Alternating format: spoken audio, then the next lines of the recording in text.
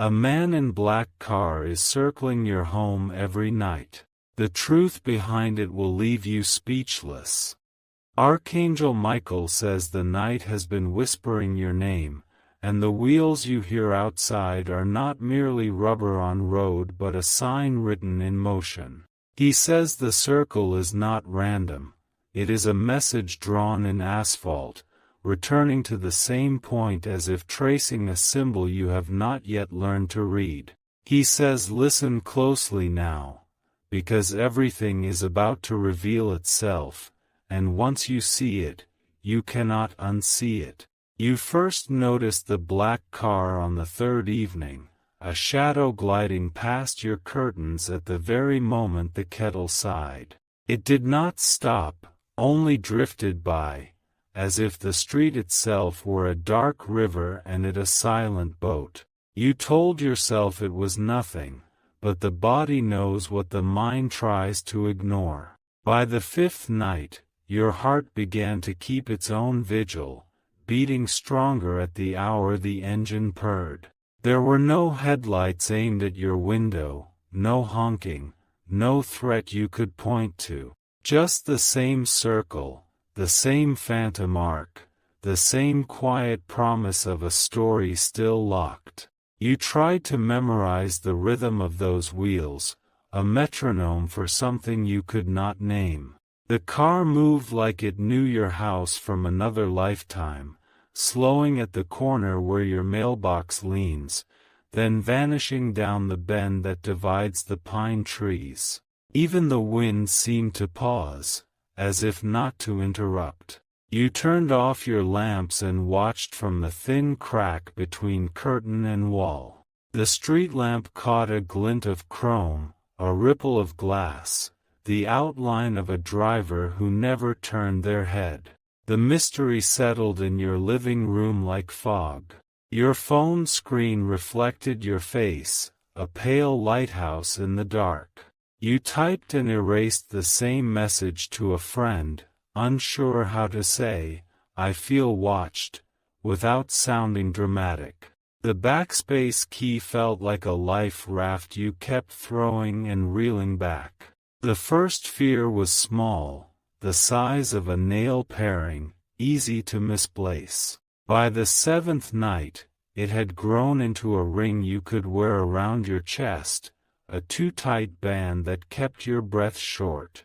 And yet, you did nothing, because doing nothing felt like safety pretending to be wisdom. On the eighth night, the car didn't come, and the absence felt louder than the engine ever had.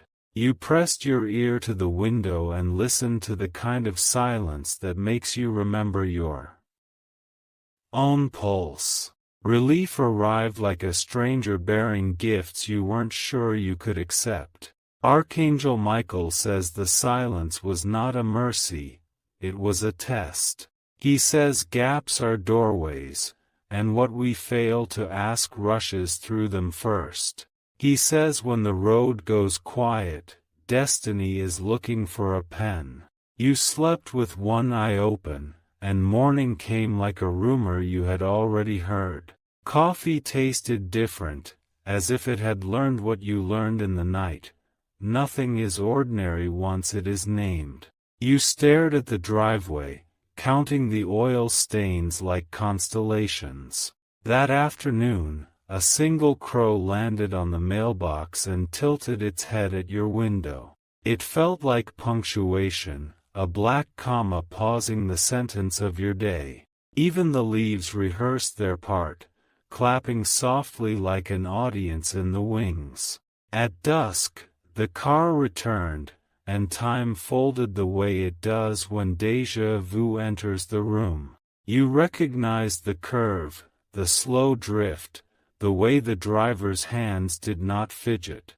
You didn't know this person, and yet your bones insisted you did. In the back seat, something shifted, no larger than a shoebox, no louder than a prayer. The motion was gentle, the way memory moves when you finally look at it. Your breath hung in the air, a ghost waiting to be named. You pressed your palm against the cool glass and felt the world press back. The car circled once, twice, 3 times, then paused at the stop sign you've never fully trusted. It idled there, the tailpipe releasing small gray promises that vanished before they touched the ground. Your front door creaked as the night cooled, the house settling into its familiar bones.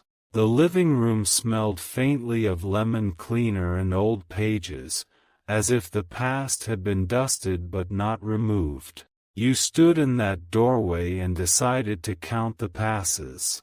Pass 1, your heartbeat matched the tires.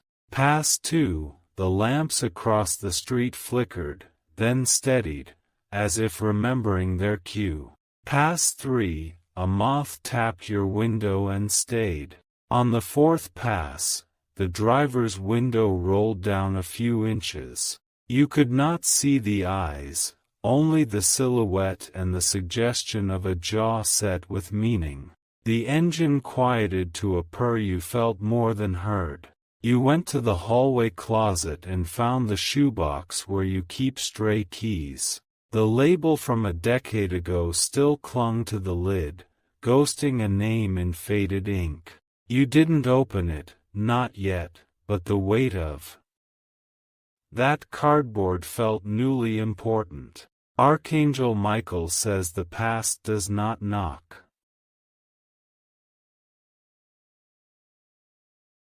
It returns by driving the block until you admit the road belongs to you. He says objects remember, and some memories buy gasoline.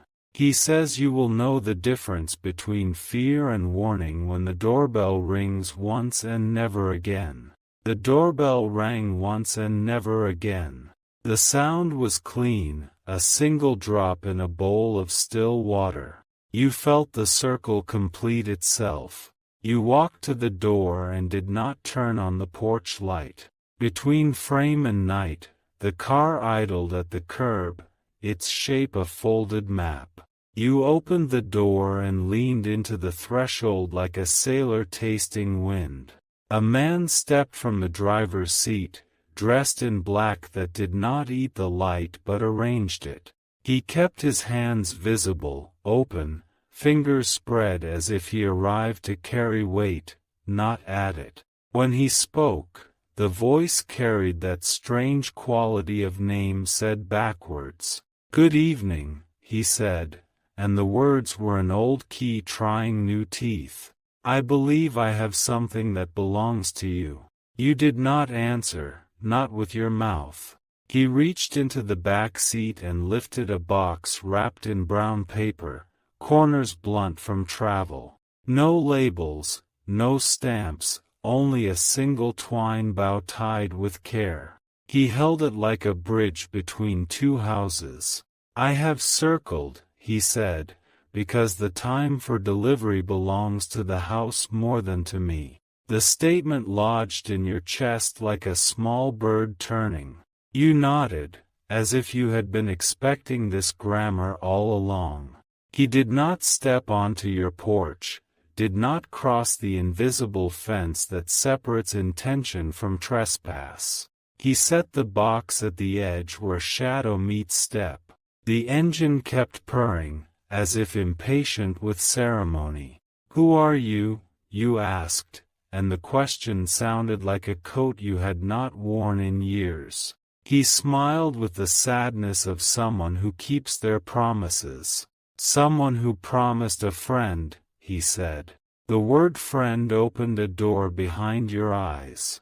It let in the scent of summers older than photographs, the snap of screen doors, the bell of your mother's laughter. It let in your father's handwriting, the kind that always leaned forward like it couldn't wait to meet you.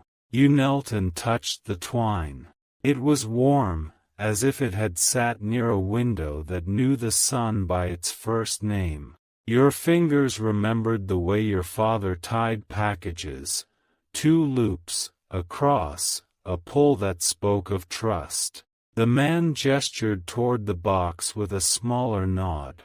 He said you'd "No, by the knot," he murmured, as if reading your thoughts from the fog of breath between you.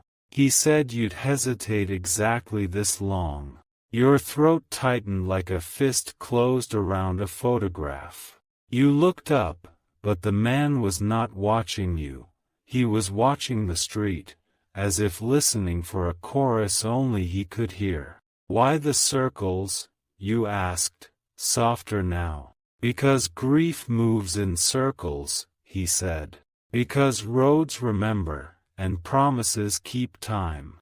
The explanation lifted your fear and set it down somewhere it could not find you. You untied the twine, and the knot surrendered like it had been waiting for your hands. Inside the brown paper was a wooden box, sanded smooth, the color of rain-wet walnut. The lid bore a tiny brass plaque engraved with your name, and beneath it, a date you had never told anyone meant the world to you. Your fingers trembled as you lifted the lid, and the living room filled with a scent you could not mistake, your father's aftershave, the one he wore on Sundays and on the days he told you secrets.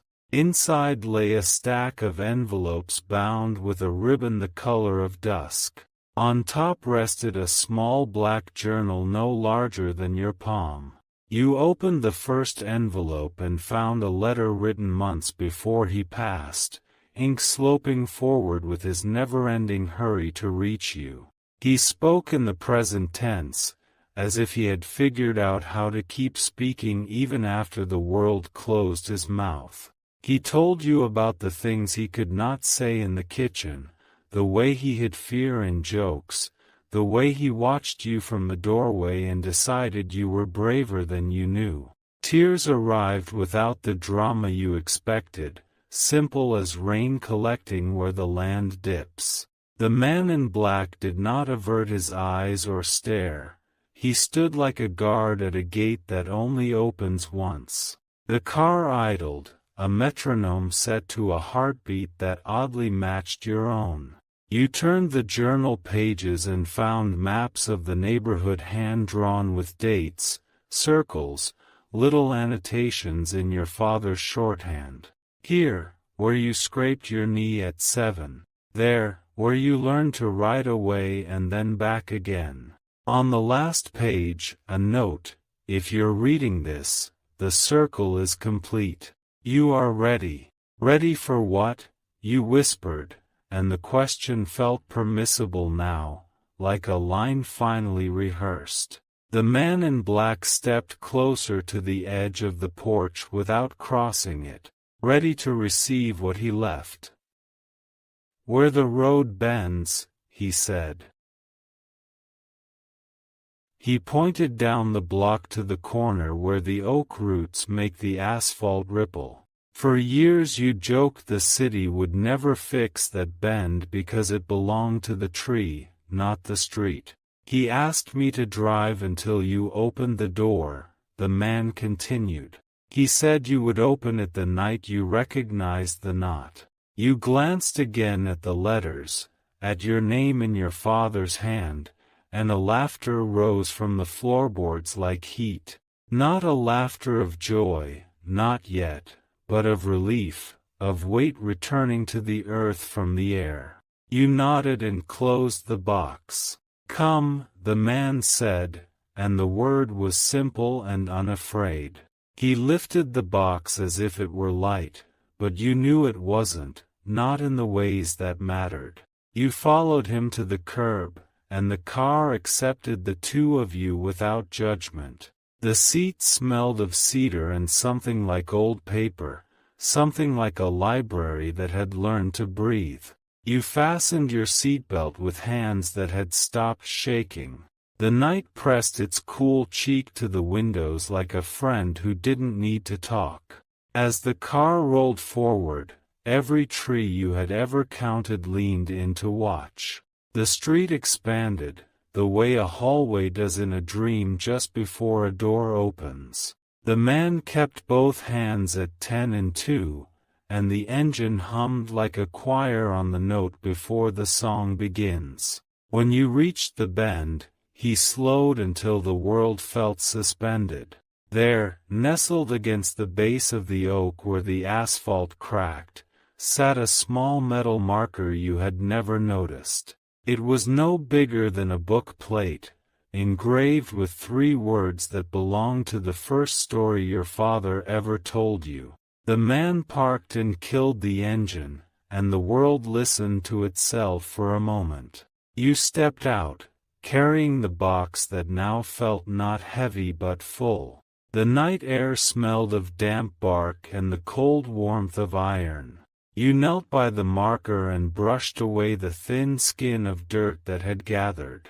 Beneath it, a recessed handle revealed itself, cunningly disguised as part of the plaque. You looked to the man, and he gave a single, gentle nod. With a soft pull, the square of earth lifted like a lid, revealing a shallow cavity lined in cedar. Inside, wrapped in oilcloth, lay another box, this one older, with hinges that sighed like a porch swing. You unwrapped it carefully, the way you unwrap a story you are finally ready to hold. Inside was a stack of cassette tapes. Labeled in your father's shorthand, a tiny tape player, fresh batteries, and a folded page that said only, "Drive with him." Your mouth opened in a small O of surprise that quickly turned into a smile. You had not seen a cassette in years, and yet your hands remembered exactly how to press them into the player until they clicked home. Back in the car, the man sat quietly while you loaded the first tape. You pressed play, and your father's voice filled the car the way dawn fills a room, slowly, wholly, with no apology. He greeted you by name and told you to breathe.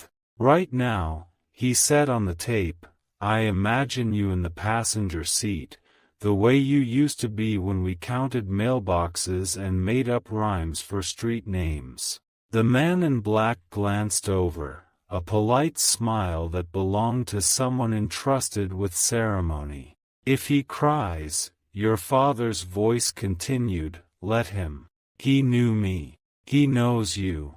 And he knows the route." The car began to move again, the tape guiding each turn with a familiarity that made your eyes ache. Left at the park where you lost your favorite scarf. Right past the store with the bell that rings like a memory of winter. Straight through the intersection where you learned a person can be brave and afraid at once. Your father's voice told stories you didn't know he'd kept. He spoke of the day you were born and the way he waited in a hallway, folding and unfolding the paper that would later become your first paper plane. He spoke of the night he sat outside your bedroom door, listening to you breathe as if every inhale were a small blessing and every exhale a promise. The man in black drove the circle again and again, the route expanding, not in distance, but in depth. Each pass revealed a layer, each turn a memory you had misplaced. The night did not tire, it brightened, as if the moon had decided to stay and watch. By the 5th tape, you understood. The circles were not for you to fear, they were for you to remember. Your father had built a map inside the neighborhood and sewn your childhood into it, stitch by revving stitch. At the 7th stop, the tape asked the driver to pull over by the old brick wall where ivy grows like script. "Open the glove compartment," your father said, "and hand my child the envelope inside." The man did as asked, and there it was, a fresh envelope with your name in a hand you knew before you knew your own. Inside, you found a deed, not to a house, but to a tree. The oak, the one with roots like time itself, was yours now, legally and symbolically, an heirloom rooted. The street will go on being a street, bearing the ordinary holiness of garbage days and mail routes and children's chalk drawings. But you will see the hidden ink, the map superimposed by love and kept alive by motion. You will know how to walk it when the day frays. And on certain evenings, when the kettle sighs and the window reflects your face, you will take out one letter at random and let a voice you thought you lost speak again. It won't hurt like before. It will land like rain on a field that learned to wait. What was once a question will have become a path. You will sleep with both eyes closed and wake to a room that forgot how to clutch at shadows. The box will sit where boxes should, not as a shrine but as a friend who doesn't always need to talk. The circle will continue, not on the street, but in the way your life returns to what matters and then sets out again. If an engine ever hums outside at the late hour again, you will smile instead of tense. You will step to the window and bless whoever needs to drive their promise to someone else's door. You will understand the liturgy of tires and turns. The truth behind the black car did not ask for belief, it asked for listening. It asked for a door opened once and a life opened often. It asked for you to receive what had been kept safe in motion. Tonight, the house is quiet in the right ways, and the street holds no secrets from you. The oak is awake, the sapling, too, learning how to translate wind. And you, at last, are not being watched, you are being kept. If you wish to express your support further, you have the option to give super thanks, with contributions of up to $20. The following morning arrived honest and light, as if the sky had been washed and hung to dry. You stood with your mug on the porch and counted the tiny new creases in the sapling's leaves, each one a small oath to grow. The street that once felt like a boundary now looked like a ribbon you could tie to anything you chose to keep. You brought the wooden box to the table and arranged the envelopes by weight and sound, because paper has both when love is inside it. Some crackled like winter fires, some sighed like curtains on a slow afternoon. You chose one that felt steady in your hands and opened it the way one opens a door to a room they already know. Your father wrote about the first time you asked him how the moon follows the car at night. He described the rearview mirror and your small finger pointing, and how he learned to answer not with science but with story.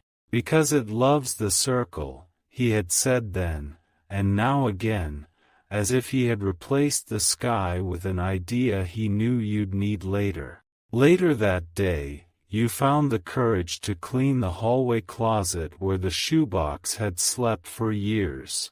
Dust lifted in motes, spinning like small galaxies rearranging themselves into new maps. Beneath a stack of old calendars, you discovered a brown envelope with a name that made your breath loosen, the neighbor who watered your houseplants when everything felt too heavy. Inside was a note your father had written to her, never sent, thanking her for saving your family from arguments that might have run too long. A crisp bill was folded inside with a single instruction: buy flowers for the Bend. You smiled, imagining her delighted chaos at the florist, choosing petals that could hold a street. You did not wait. You walked to her porch and knocked, holding the letter like a bridge. She opened the door and blinked hard when you told her what you had found.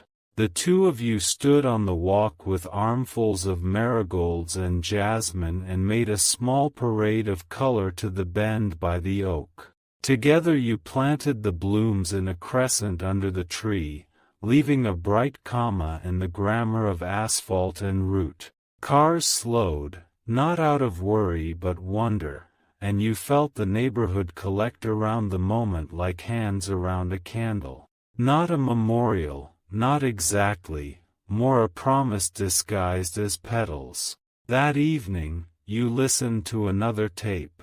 Your father's voice carried a soft crackle, and you imagined the cassette winding like a small river inside its plastic banks. "Tonight," he said, "let the driver take you to the place where you first wanted to leave and then chose to stay." Mercy pulled up to a narrow lane where paint flaked from old fences, the kind of peeling that tells the truth about weather and time. You remembered standing here years ago with a suitcase of more plans than clothes, convinced you had to go to find yourself. Your father had stood 3 paces behind you, saying nothing, letting the air choose your side. The tape did not try to rewrite that night. It let it be what it had been, hard, honest, yours. "A circle," your father said, "is not a trap. It is a way to see the same place with a different heart." You closed your eyes and noticed how your breathing had changed since the first nights of the black car. In the earth and in your story. A note clipped to the deed read, "When the wind moves through it, assume I'm saying hello." You laughed and cried at the same time, that precise flavor of feeling you once thought impossible. The man in black tapped the steering wheel lightly, a small rhythm of satisfaction. "He wanted you to have something that would outlive both of you," he said, voice soft and sure. "Archangel Michael says the truth rarely arrives in uniforms you expect. He says some messengers dress in threats to get you to open the door, but the envelopes they carry are medicine, not poison. He says the man in the black car completed a vow that began the night your father learned how to love without needing to be seen." The final tape was short, no longer than a lullaby. Your father thanked you for opening the door on a night when fear could have kept it shut. He asked you to take the circles when life feels square, to drive the block until the road inside you bends again toward what matters. When the tape clicked off, the man parked at your curb, and the silence felt like a blanket finally warmed. He turned toward you for the first time in full, and his face was kind in the way of people who have carried fragile things. "He made me promise that when you understood, would tell you my name," he said. You waited, and he let the night hold the pause. "My name is Mercy," he said simply. The word did not surprise you. It fit him the way a sleeve fits an arm that has long carried. He opened the trunk and lifted a small tree sapling bundled in burlap, the kind that waits patiently for a yard to call it home. Together you planted it near the porch, where the morning sun likes to start its work. The soil received it with that soft, muffled sound earth makes when it remembers itself. When you stood, your hands were dirty and your heart was clean. The car had ceased to be a threat and had become a ritual, a vehicle for a promise that turned fear into a route back to love. You looked at the street and understood why it had felt like a river. Mercy placed his keys on his palm and closed his fingers around them, a quiet seal on the story. "You won't see me circle again," he said, and the sentence did not bruise. "But you will feel the road keep its vow." You nodded and hugged the wooden box to your chest, the letters inside like a second heartbeat. The night loosened, the stars returning to their original task of looking like distant cities. The porch light clicked on by its own timer, and for the first time in many nights, you did not flinch. Back inside, you arranged the letters on your table and placed the journal atop the stack, a compass pointing inward. The kettle sang, ordinary and holy in the same breath. You poured your tea and watched steam braid itself with the soft drafts of home. The black car rolled away without a farewell, which was its farewell. It did not need to announce itself anymore, did not need to draw circles for your attention. The route now lived in you. In the following days, the oak began to greet you differently, leaves catching small sunlight and shaking it loose like laughter. Neighbors asked about the new sapling, and you found yourself smiling in ways that didn't hide anything. The mailbox, once a witness to passing fear, became a stage for small blessings, the kind that arrive in stamped envelopes and unasked kindness. When you sat down to write your thank you letter to a man named Mercy whose surname you never learned, your handwriting surprised you with its steadiness. You did not send it, you planted it, tucked under the burlap at the sapling's base. Some gratitude grows best when watered from below. And at the end of that week, while sorting the last of the envelopes, you found a small scrap of paper stuck to the bottom of the box. On it, in your father's hand, was a sentence that felt like a door closing softly after everyone has come home. When a car circles, it read, "Make a circle bigger inside you." Archangel Michael says you did. He says the truth did not break you, it returned you. He says the road is yours now. Drive it when you need to remember who waited for you at the bend. You stood on the porch at dusk and listened, not for engines, but for the quiet mechanics of a world reassembling. Leaves clicked, crickets tuned, the sky hinged itself to a deeper blue. Somewhere a child laughed, and you answered without words. The fear that once sat in your chest like a locked room had been repainted, refurnished, renamed. It had a window now, and a view of a tree that belonged to you. The night no longer watched you, it accompanied you. In time, people will ask about the man in the black car, and you will say his name and mean the word. You will tell them how promises sometimes need to be driven to our doors. You will tell them that the truth behind the circling was not a hunter, but a shepherd. Fear had narrowed it back then, planting a metronome in your ribs that only knew one song. Now your breath felt like a door that could open from either side. Archangel Michael says what you revisit returns the favor. He says if you offer the road your footsteps without resentment, it will give you back a version of yourself you thought you lost. He says the thing you feared was the messenger carrying the key to the room you kept locked. On the third evening of the new week, you chose to drive. Mercy handed you the keys with a bow of quiet ceremony, as if knighthood could be conferred by trust instead of sword. The leather felt used but faithful, holding the shape of all the miles it had ever witnessed. You started the engine and the familiar hum rose like a phrase you finally understood. The car did not lunge, it yielded.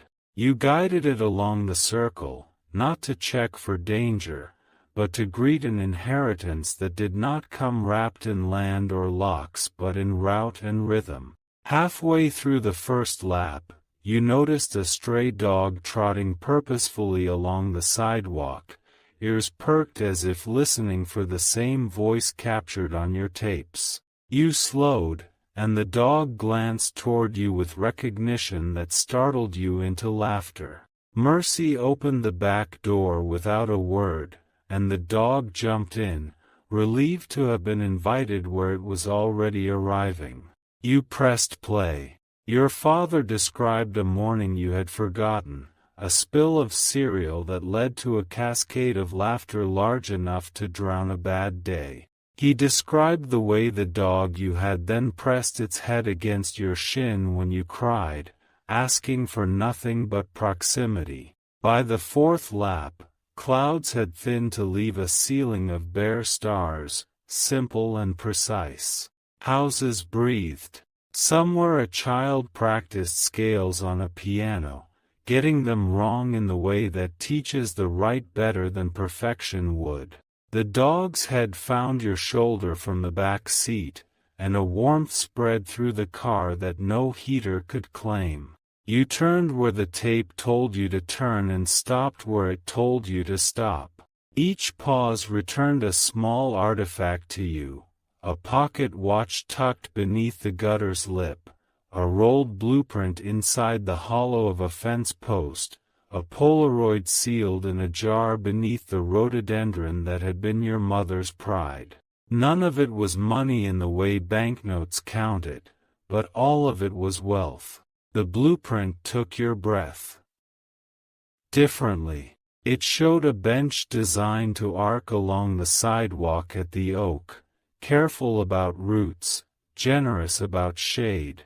Your father had sketched notes in the margins, for waiting with each other, for conversations that need to be held in the open air. You printed the plans the next morning and brought them to the city office. You expected resistance wrapped in forms and waiting rooms, but what you found instead was a clerk who had known your father as the man who always returned pens with new ink. She read the notes, looked at you, and said, "We've been waiting for someone to bring this."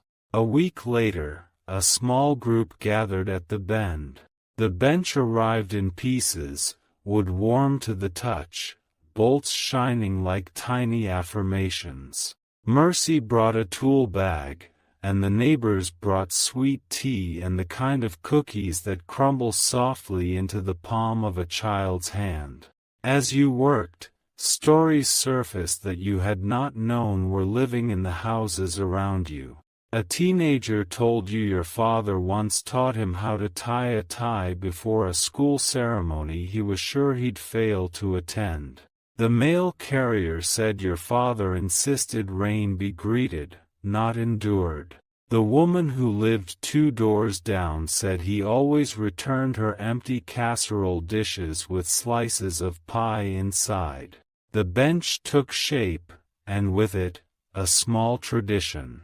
People began to wave when they circled, not out of habit but recognition, like ships saluting a lighthouse that had learned to sit down. The dog, now yours by consent and affection, claimed the spot under the bench where shade fell first and stayed longest. Archangel Michael says memory is not a museum, it is a workshop. He says you are building something with what you were given, and the sound you hear is the old wood finding new uses. He says a truth that once frightened you has been hired by your future to carry the heavy end of the beam. You return to the tapes on a rainy afternoon when the sky forgot about edges. The 7th cassette had a different tone, and you sensed its weight even before you pressed play. There was no route this time, only a voice that felt closer than it should have, as if your father had moved his chair across an impossible room. He spoke about the leaving he could not control, not with jokes, not with secrets, not with stubbornness shaped into hope. He said he had wanted to do the ordinary thing, hold on, but had learned the braver thing was to make sure you would find your way after the holding was done. He admitted to mistakes without asking you to forgive them. Trusting the circle to finish what apologies begin. You let the rain be the applause after that confession.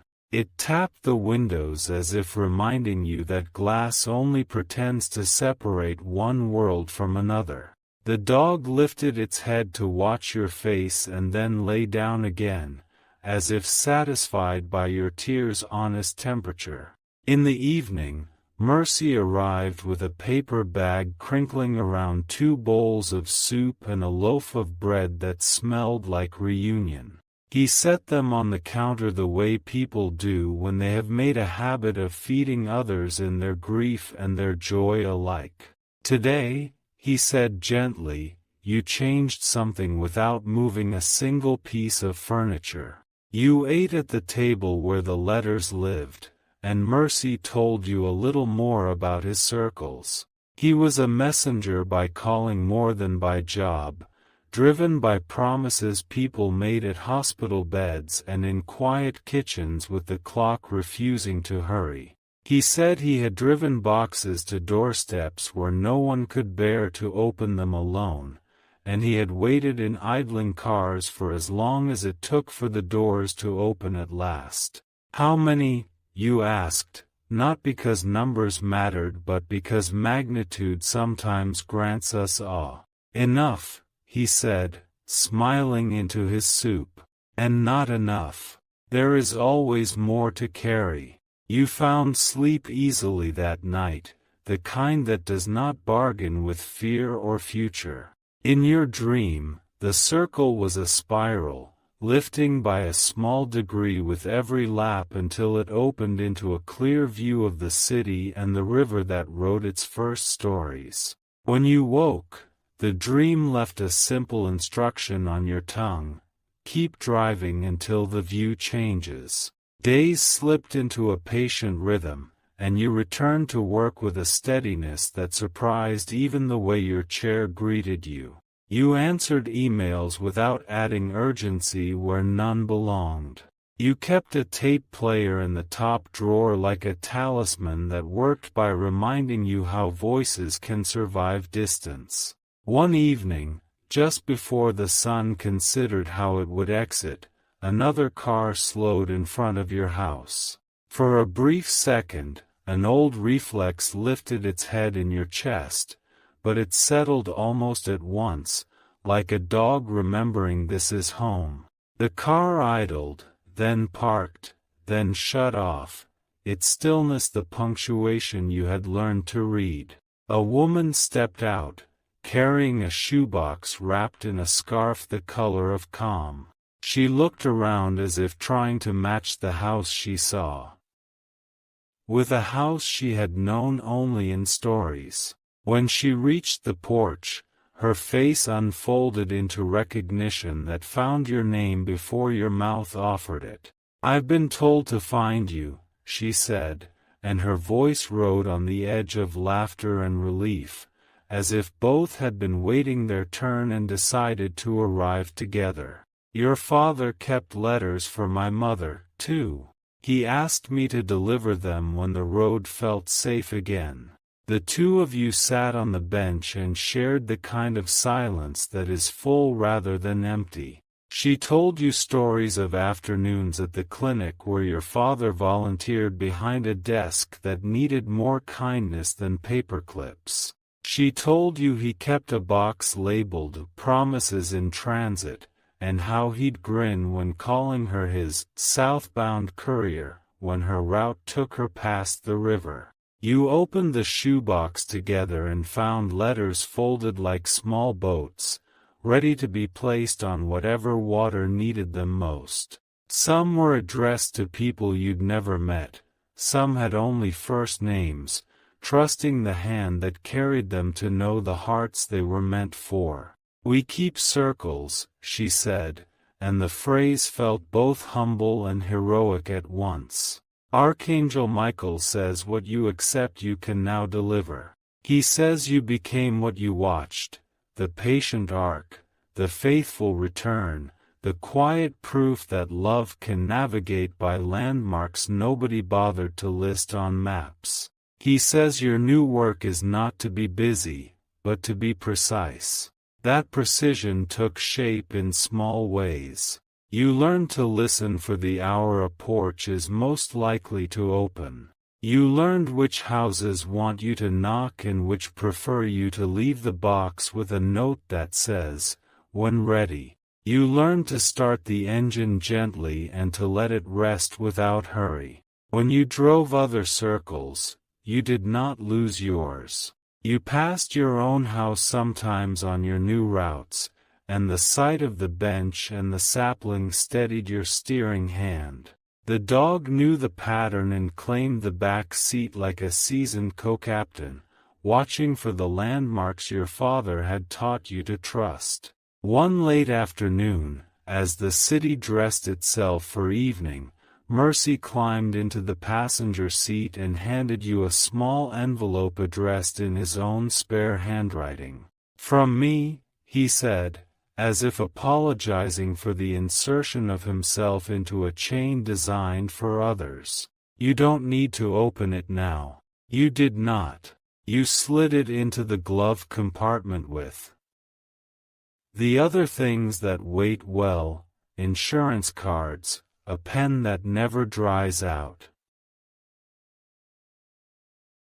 Inside was a single page with a circle drawn in pencil, the line sure but soft. At the center, he had written 5 words: "You kept the vow alive."